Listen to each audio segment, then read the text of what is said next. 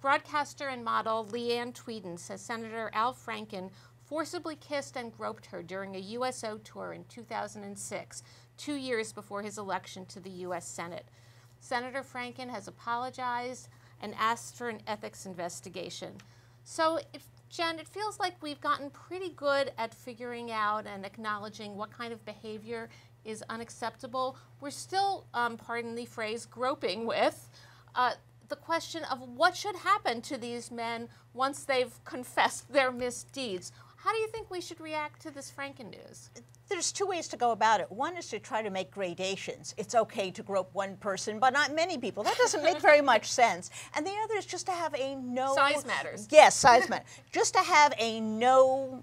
zero tolerance for this. And that's kind of what Senator Schumer hinted at his statement when he announced the ethics investigation. If you don't do that, have a zero tolerance, you're into what aboutism, like nobody's business. Zero tolerance ever before in your entire history? What do you think, Quinta? Right. I think a big question is whether it turns out that two things. First, whether this is the only time that Franken has done something like this. Maybe there are more women.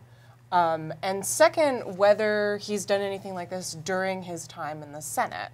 If it turns out that he has, I think that's a very different question than if it all predates his time in the Senate.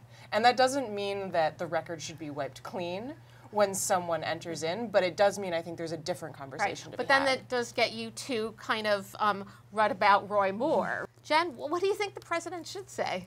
The president can't say much of anything, can he? When his daughter came out and said there's a special place in hell for people who prey on children, I immediately thought of those 15-year-old beauty contestants who Trump apparently walked in all states of undress. I thought of the 14-year-olds outside Trump Tower that he said, in a couple years I'll be dating you, and his sexualization of his own daughter.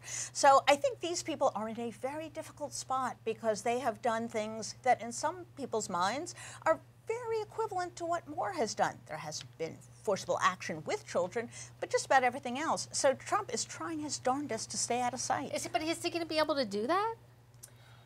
I don't know. I mean, the Franken, I think, adds a whole nother level to the question, because with Moore, the question was whether Trump could just sort of remove himself from the equation and not say anything about this person who's running to be in the Senate in Trump's own party. With Franken, the Republicans, if they want it, can really go after the Democratic Party here.